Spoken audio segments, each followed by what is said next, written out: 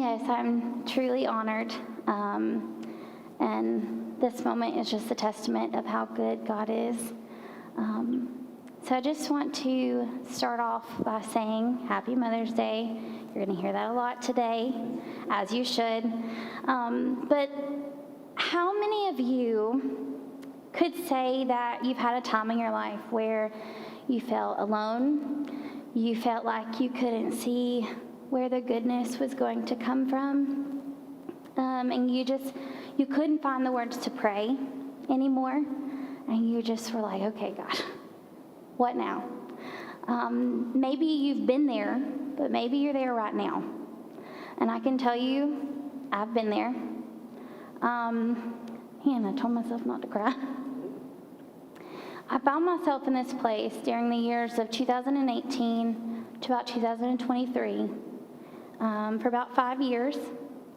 And I remember the feeling that I felt like I would never get out of the place that I was, of not seeing the joy, not seeing the light. And I remember trying to pull myself out of this situation, and I just couldn't do it. We had been praying for years to start a family, and in that season in our lives, we were patiently waiting and asking and praying, and we knew, God, you can do this. You got this. And we were all high hopes until it dragged on and on again for at least 5 years. Everyone around us were our age either had a baby, were having babies, we were attending baby showers. While celebrating them and being happy for them, it hurt. Just being honest. And that pain, we would show up with a smile if we could. I'll be honest, I didn't always smile, I tried. But we showed up, but what people didn't see were the tears that we cried when nobody was around. What they didn't see was me in my car yelling at God, saying, what have I done? I didn't get mad at him. I knew he had it. I just got mad at the situation. People didn't see that. They didn't see the pain and the tears and the yelling to God.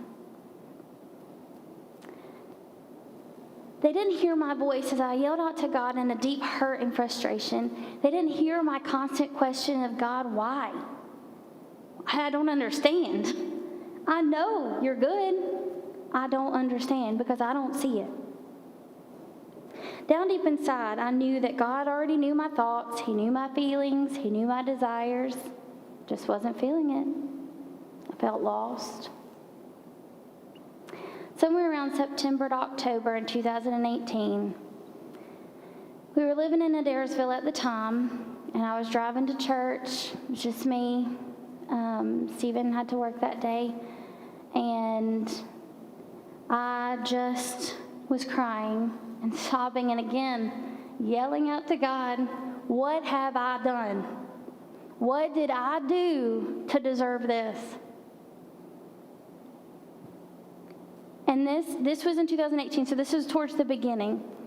No one knew what was going on except for Stephen and myself, and then I'm pretty sure my mom knew at that point because I knew she'd understand the pain. Nobody else knew. And the whole way to church, that's all I'm saying. What have I done? God, whatever I've done, I don't know what it is, but I'm sorry, forgive me, please. Whatever it is. And then, while I'm in church, our pastor that day his sermon was on stumbling blocks. And again, the whole time he's talking about what you can come up on and stumble on, and that can kind of cause you to waver in your faith. And I'm like, Lord, is this the sign? Have I stumbled on something that I really just don't know, and I'm causing my path in my life to just go off the rails over here? And I still could never get a clear answer. Everything just felt silent except for my own voice. I'll tell you, that's not a good thing. And as he's preaching and he's closing out for that day, Again, my mind was just spiraling with all the same question of what have I done? And he's closing out and he's coming to a prayer, as he always did. And he always, you could tell, you can sense when the Lord's going to move. And I could feel it, but I didn't know it was for me. And I'm sitting there alone by myself, of all days. And I sense this heaviness in my stomach. And I'm like, oh man, all right, here it comes. And my pastor stops. I can still see it. He stops. All eyes are closed. Every head is bowed. And I'm feeling sick. I'm like, oh, okay, what's happening? And it's quiet for a minute. Next thing I know, if this were the stage, I was sitting right over there, ironically. And I looked up, and he was right in front of me. Again, dead silent in the church. I looked up, and he said, God is giving you a promise. You have not done anything to cause this.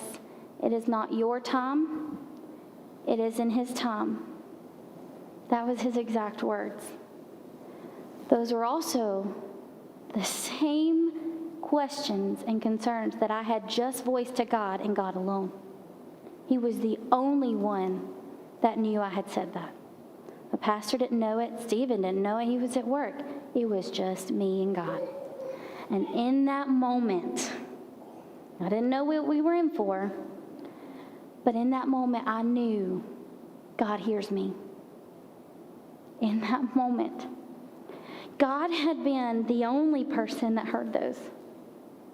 And he sat there with me in that church, even though I didn't feel it. And he said, I got you.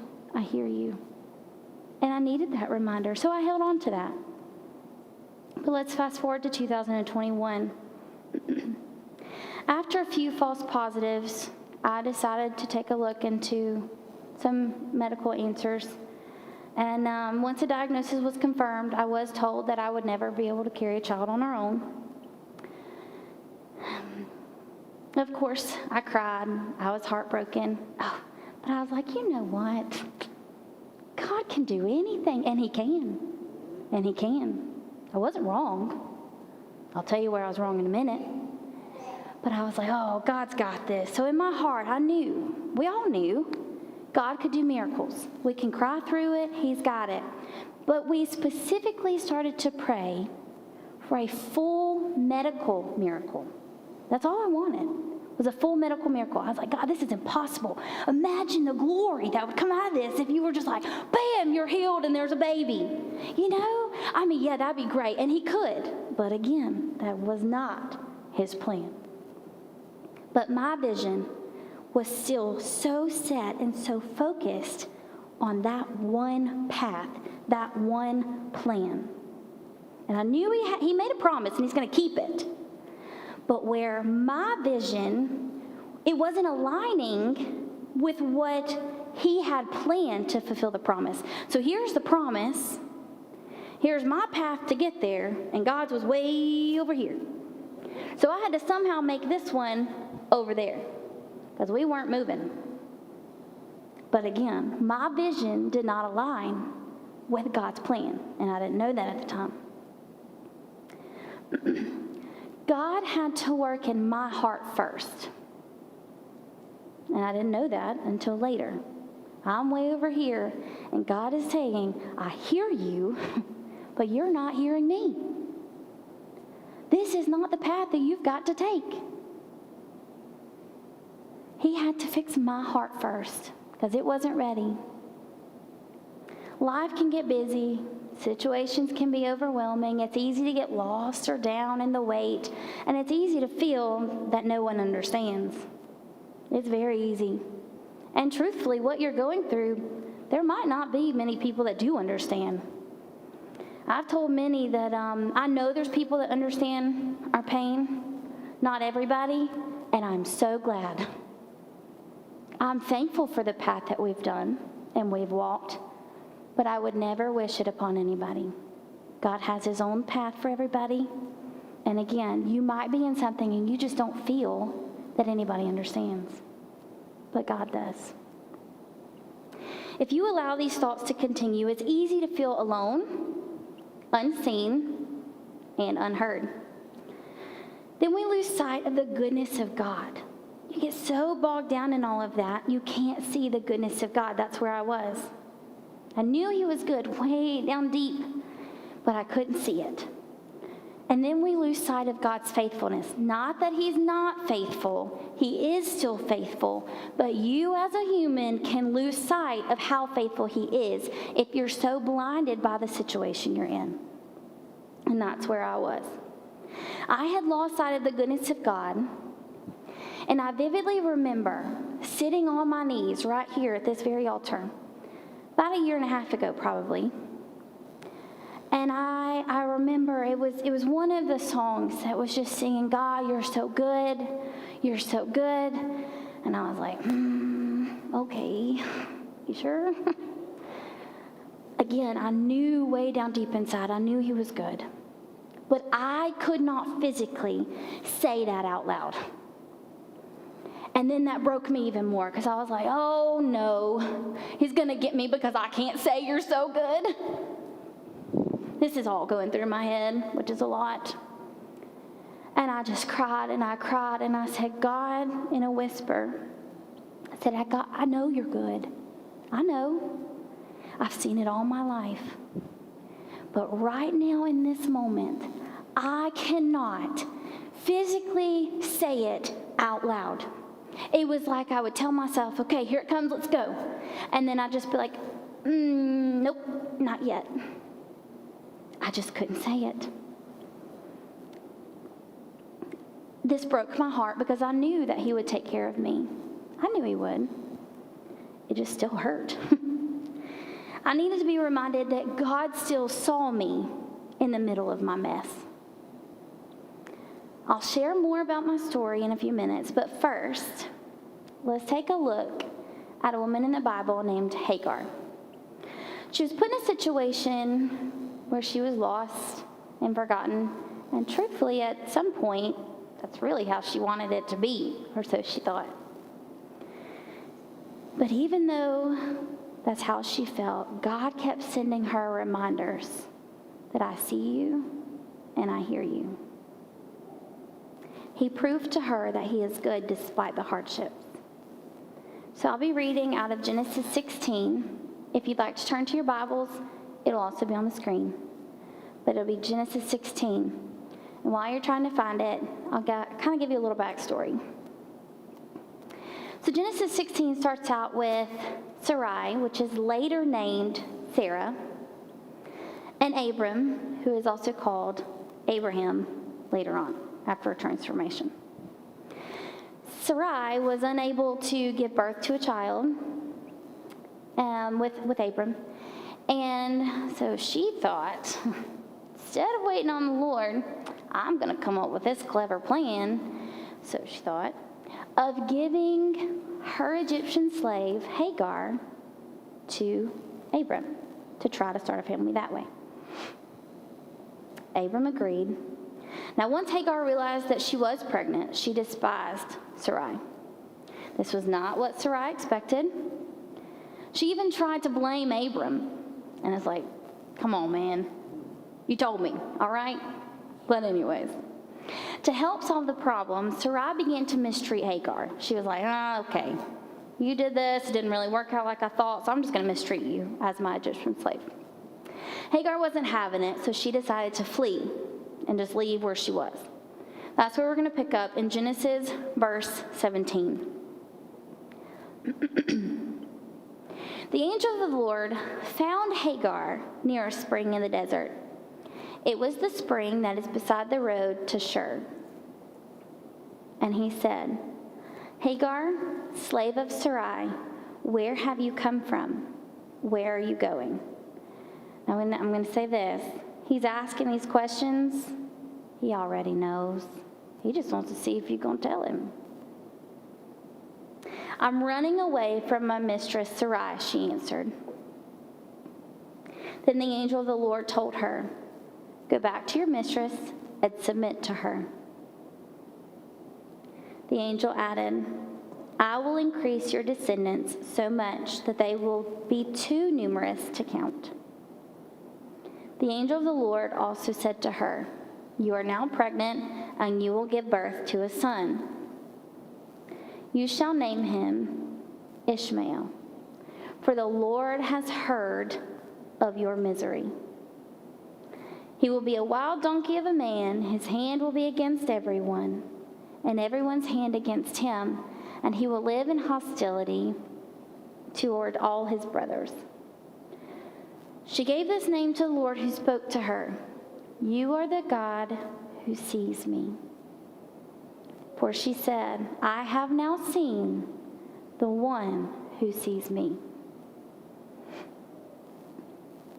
Most people focus on Sarai's part of the story. I did. While Sarai had her own issues, we don't want to overlook Hagar. Her life was no walk in the park. She had plenty of days where she probably felt alone and lost. But she even fled her own home, trying to leave. Like, I just nobody sees me. Let me just leave. But God still found her where she was. He heard her pain and prayers. So I'm going to break it down a little bit. In verse 17, it goes back to say, the angel of the Lord found Hagar near the spring in the desert. Okay, again, he found her. He saw her in the middle of everything. When everybody around her was disgusted by her or just like, you don't fit in our plan anymore, she left. She fled. She didn't want to be seen. But who found her? The angel of the Lord, right where she was.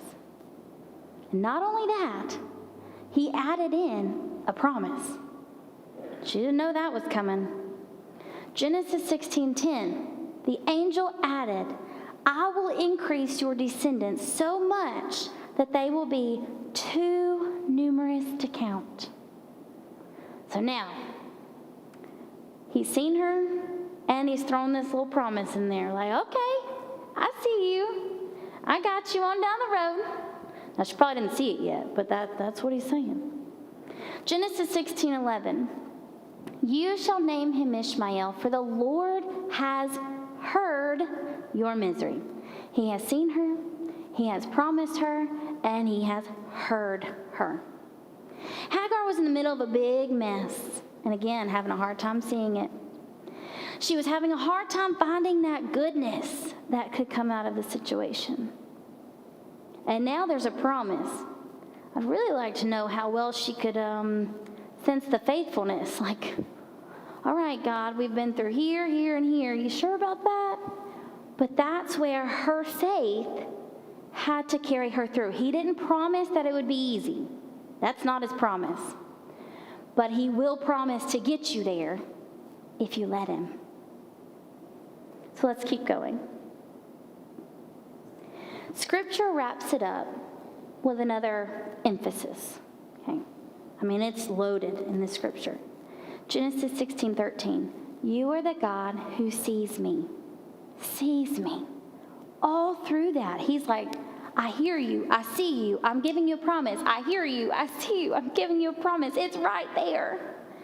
But then, no matter how alone you feel, God sees you and he hears you. She was in the middle of a desert. I can't imagine. In our story, I was surrounded by people that were praying, people that love the Lord, and that sometimes I really think that's the only way I made it. I can't imagine being in the desert and going, oh my goodness, God is so good. No way. I'd be like, why in the world am I here?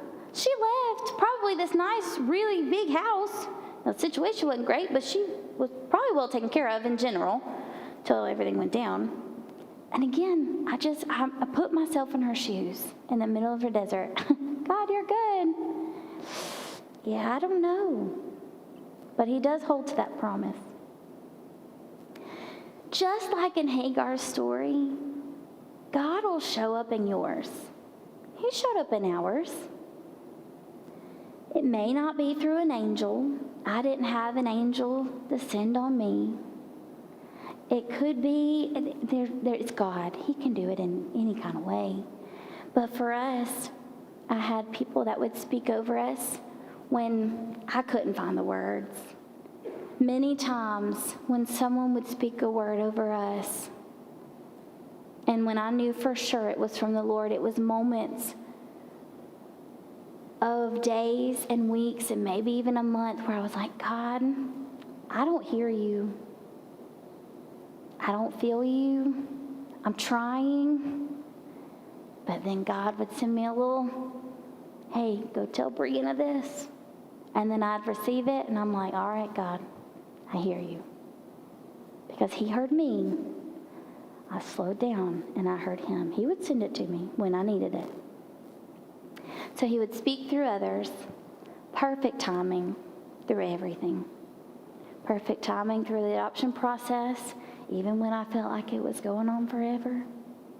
Visions, he would give us visions, and provision. He provided everything we needed once we aligned our vision with his. When we received the call that a baby boy, God, you're so good.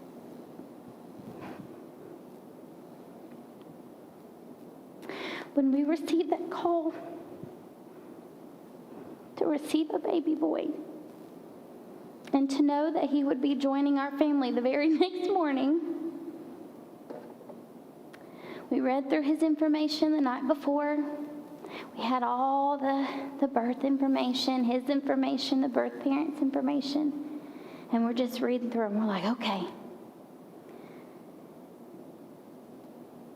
And as we're reading and getting everything ready to go to pick him up the very next morning, okay, this wasn't in my notes, but this is important. This was a Monday at 5 o'clock, okay? Mind you, the adoption process itself had taken maybe 2 years, not of waiting. That includes paperwork. To be honest, our waiting time period was rather quickly. Glory to God. And it was Monday evening at 5. Stephen was working, and I had just got home from a long meeting at work, and I get this phone call. It was our adoption counselor, and I was like, okay, don't get your hopes up, Breanna. She calls you often. Something in my spirit felt different. And I was alone, by myself. I was like, all right. I just walked in the door. I hadn't even walked my dogs. That's the first thing I always did when I got home. I answered the phone, and I stepped into that nursery that had been prepared for at least a year. And I stepped in there, and she said, hey, is Stephen with you? I said, no. Why are you asking me that? You never ask me that. Like, she always just talked to me. I said, does he need to be? She said, well, yeah. I said, well, hold on, I'll connect him. I said, I don't know what he's doing. I said, hopefully he can answer the phone. I said, but I'll connect him to the phone call, so it's just all three of us on the phone. And he answers, and she said, okay, are y'all ready? And we're like, yeah, come on. She said, well, you have been selected by birth parents for a baby boy. I said, what? Okay. All right, cool. Okay, like my mind is spinning. It's 5 o'clock on a Monday afternoon, and I just left work. And I'm like, okay, lesson plans, peer pro, principal. I mean, it's just one of those things. And she said, she said, don't say yes yet. I said, well, we're going to go ahead and say yes, but you go ahead and send us paperwork anyways. I mean, if God's already done it, he's already done it. I said, but you can still wait till the official yes. And anyways, she said, I'm going to send you over the paperwork. I said, okay. And Stephen said, I'm on my way home. I said, okay, good. So he left on work, and he came on home. And we were actually getting ready to go watch Justice play one of his games, and I was like, man, I'm already running late, and now I've got this, and I'm telling you, I was spinning in a good way this time. And I remember texting Faith, and that is not one thing I wanted to tell her over a text message. I was like, nope, not doing it. I said, hey, running late, I'll try to be there. Just left it at that. And Stephen got there. I immediately called my principal and said, hey, I'm not coming back for the rest of the year. Surprise. And she goes, we got a baby? And I said, yes, ma'am. So they already knew, but it's just one of those things where I was like, hey, hope y'all got it prepared because I'm not coming back for the rest of the year. And found out this baby boy was preemie. And I was like, I got plenty of girl stuff and boy stuff, but I was like, of course I don't have preemie things. So here we are after we met up with Faith and them for dinner, and we all went to Walmart and was like buying stuff like crazy, preemie, so that he could have it. And Stephen and I sat down that night and we're looking through all of his paperwork. There are prayers that you pray sometimes that just are between you and the Lord, as it should be. There are specific things that I prayed for that nobody knew, just me and God. And all throughout Elijah's birth story, which is not mine to share, that will be his to share one day, God answered every single one of them, very specifically. Can't wait till the day he can share it, or I can share it when he gives me permission. But God sent me those reminders. I heard you. I heard you in the middle of that pain. I heard you where you thought I had given up on you. I heard you when you felt alone and felt like nobody else around you understood. But I hear you, and I've answered them. And that is what I held on to. But I say that because in the middle of his file, his birth name at the top, his birth name was Ishmael.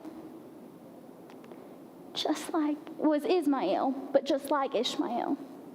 The same meaning, and it means God hears. Like, whoa.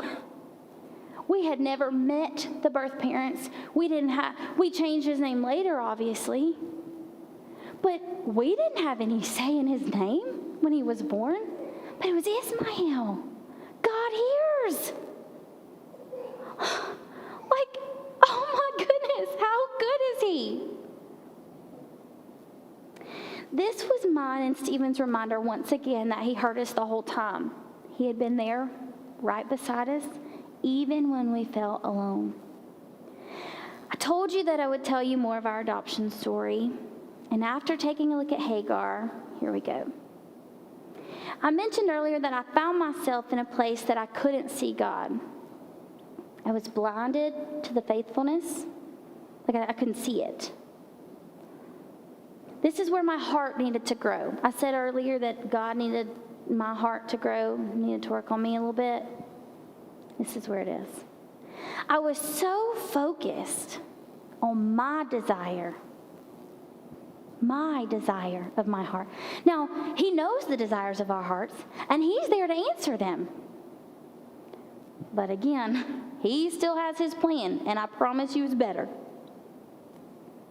And I had one path to get there, so I was missing out on the goodness of God because I wasn't looking for it. I was so blinded by what we were going through that I couldn't see it until, while I'm feeling stagnant in his promise, and I'm just like, okay, I know it's here, but my goodness, is it going to be 10 more years? Please no. But if it is, okay. Things begin to change and become more clear when I changed my prayer and my focus. My prayer had always been, Lord, I want a baby. I want us to start a family. Then, once my heart began to work and began to change, I said, Lord, While I do want a baby, that hasn't changed. We have so much love we're ready to give. But I changed my prayer and my focus, and I began to pray for the Lord to help me to be content in the life that I had. I was so focused on what I wanted that I was missing out on what I had. Time with just my husband and myself, knowing that God was going to bring us a child in His time. But we were missing out on our family time, friends time, because we were so bogged down with what we didn't have, instead of just holding on to what He was going to do and enjoying where we were. I began to pray for the Lord to help me be content. And I asked for our story, mine, Stephen's, and the baby's. Again, while I'm praying this, I don't know who this baby is. I do now. But my prayer was, Lord, please let my testimony, our testimony together, and not just ours, whoever this baby is going to be, please let our life bring glory to you. It is not about what I want. It's not about it is about how we get there, because that's the glory to Him. But it's not about what we want or when I get it. It's when we get there, let it bring glory to you. And when I did that, everything shifted. We had a different plan. I was no longer praying for a medical miracle. Our hearts changed, and I was like, you know what? What if we don't? And He's like, okay, yeah. Started looking into it. Next thing I know, we got the ball rolling, and I'm like, well, that was you, God, because it took me a while to get there. So here's my advice to you. Be open and honest with God. Ask Him those hard questions. And surrender. Be open and honest. God can handle it. I promise. He can handle it. Ask Him the hard questions, because He's always there for you. He already knows how we feel. He already knows our thoughts, and He's waiting for you. He's already right there. He was waiting for me. Took me long enough, but I got there. When you ask those hard questions, again, I'm going to say it again, I promise He can handle it. He sees every tear. He hears every cry. And I promise He's had a lot from me. And He'll have some more, I'm sure, from all of us. But we're human. And He's God. And He's got us right here. The whole story, even though we can't see it. Surrender and let Him comfort you. Just give it to Him. I know that's easier said than done. I know. But do it. Trust Him. He is right there. Even when it's hard to say, God, you're good. Because He is still good.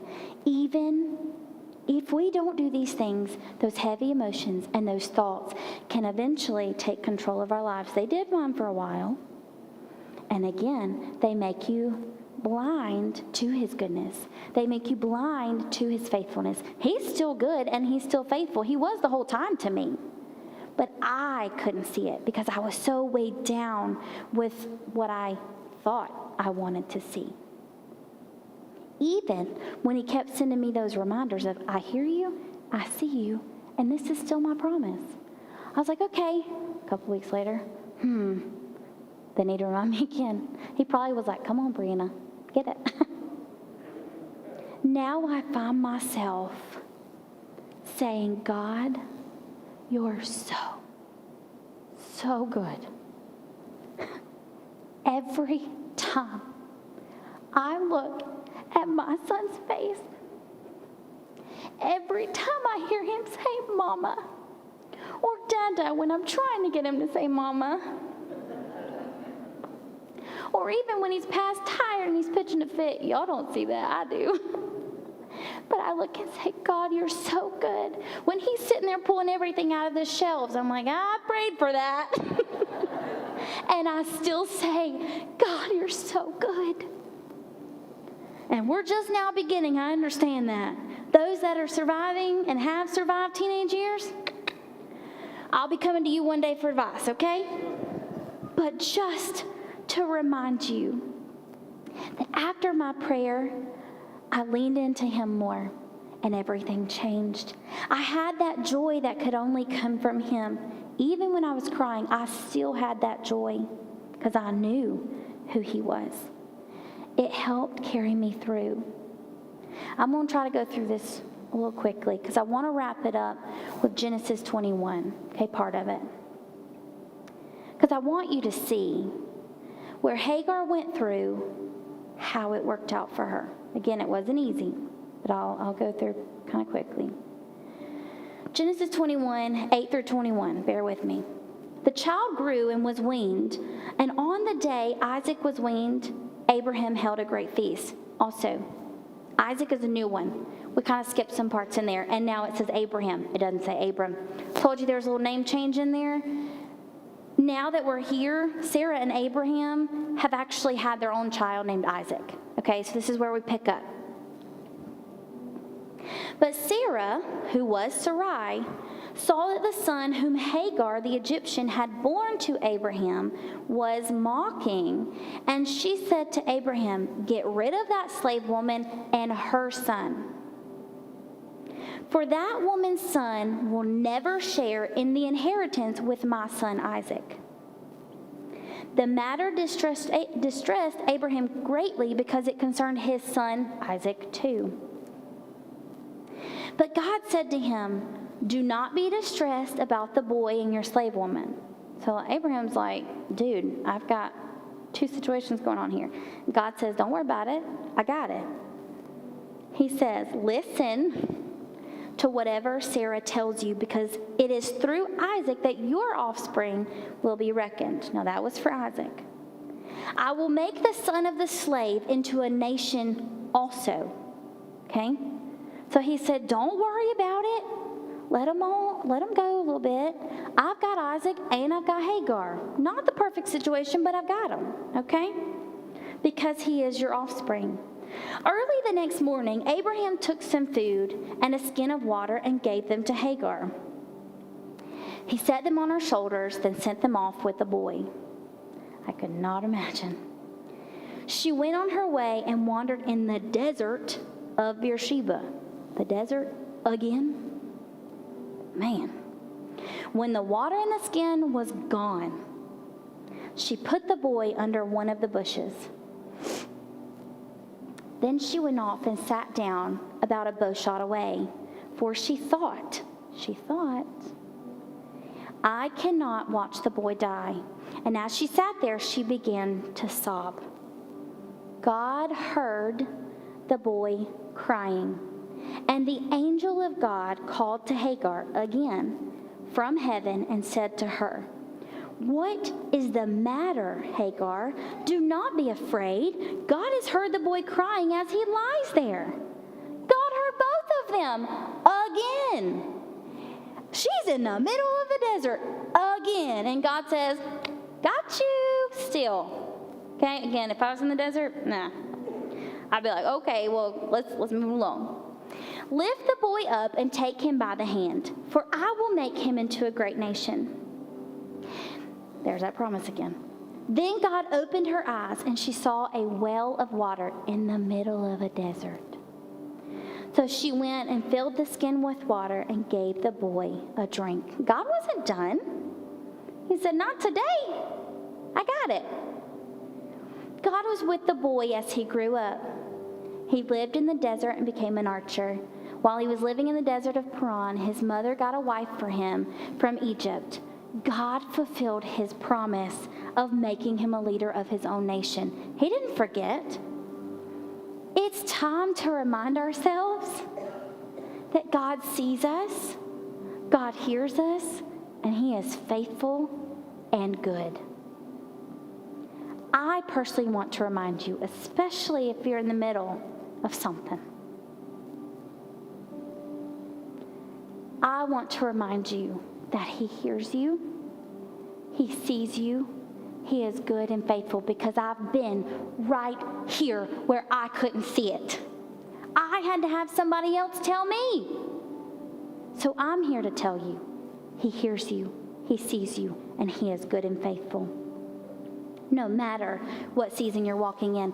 And I know it's Mother's Day, but this is not a message just for mothers. This is not just a message for those wanting a baby. It is for any age, anybody, at any part of life. And as the worship team is here, they're going to lead us through a song of nothing else. The altar is open. Maybe you're walking through a difficult situation. I don't know what it is. God does. I don't need to know what it is. He's got it without any of us. Maybe you're not necessarily walking through a situation. Maybe right now in my season of life, you're like me. You're like, I've walked that, but now it's time to praise Him. It's time to give Him the praise and the glory for what He's done. So you can either pray for what He's going to do, or you can praise Him for what He has done. It's open for you too. And He's right here waiting. He's waiting for you. I can feel it. I felt it from the moment we walked in this morning.